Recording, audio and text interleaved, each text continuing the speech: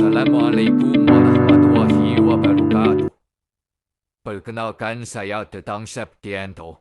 NIM 41125802 akan menjelaskan tentang ketudistribusi listrik. Definisi dari ketudistribusi listrik adalah tempat atau sistem yang menghubungkan jaringan listrik tegangan menengah dengan jaringan tegangan rendah, sehingga listrik bisa digunakan secara aman oleh masyarakat. Ketu ini biasanya berisi transformator atau trafo, panel listrik dan alat pengaman. Fungsi dari ketudistribusi listrik ini adalah untuk melindungi jaringan melalui proteksi arus, lebih atau hubung singkat, memantau dan mengukur pemakaian listrik, menjaga kestabilan tegangan supaya listrik tidak naik turun, memudahkan pemeliharaan jaringan karena ada titik pengaturan, membatasi gangguan agar tidak menyebar ke seluruh jaringan. Cara kerja ketudistribusi listrik ini adalah listrik dari pembangkit listrik masuk ke jaringan tegangan tinggi, kemudian diturunkan di kartu induk menjadi tegangan menengah, lalu masuk ke kartu distribusi. Trafo distribusi menurunkan tegangan menjadi lebih rendah. Kemudian listrik dialirkan ke rumah-rumah melalui kabel distribusi. Jika terjadi gangguan, alat-alat seperti relay fuse atau circuit breaker akan otomatis memutus arus untuk keamanan. Komponen utama dari ketudistribusi listrik ini adalah, selain trafo, ada beberapa komponen penting, yaitu transformator atau trafo yang gunanya untuk menurunkan tegangan listrik. Kemudian panel hubung berti atau PHB, membagi aliran listrik ke beberapa jalur. Kemudian ada fuse atau signaling yaitu pengaman saat arus berlebih. Ada lightning arrestor atau alat yang digunakan untuk melindungi dari sambaran petir.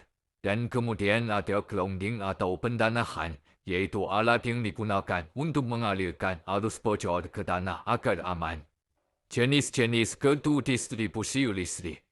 Yang pertama, ada ketu beton atau kios, yaitu ketu dengan rumah dari beton yang lebih aman dan tertutup. Yang kedua ada ketu indoor, yaitu ketu yang terdapat di dalam gedung besar. Yang ketiga, ada ketu portal, yaitu ketu untuk menyalurkan listrik kapasitas besar. Yang keempat, ada ketu kompak, yaitu ketu yang lebih modern, praktis dan hemat tempat. Dan yang terakhir, ada ketu tiang, yaitu ketu sederhana yang sering terdapat di desa-desa ataupun di perumahan yang kecil. Kelebihan ketudistribusi listrik ini adalah membuat listrik lebih aman digunakan, mengurangi risiko kerusakan alat elektronik, membantu distribusi listrik lebih merata dan efisien.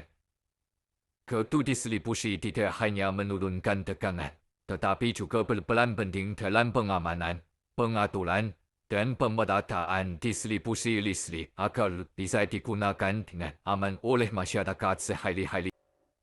Jenis dan tahapan perawatan ketudistribusi. Yang pertama ada pemeriksaan visual atau inspeksi, yaitu dengan mengecek kebersihan komponen, terutama isolator dari debu dan kotoran.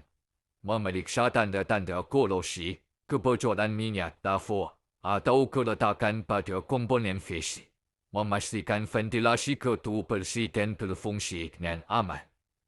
Yang kedua, ada pemeliharaan preventif atau periodik, yaitu pembersihan, dengan membersihkan komponen dari sarang serangga atau kotoran, guna mencegah flashover atau arus bocor.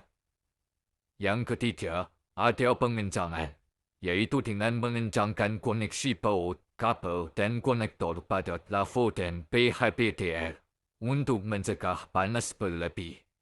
Yang keempat, ada pengukuran, yaitu dengan melakukan pengukuran tegangan voltase dan beban ampere di sisi TR atau tegangan rendah untuk memastikan keseimbangan beban.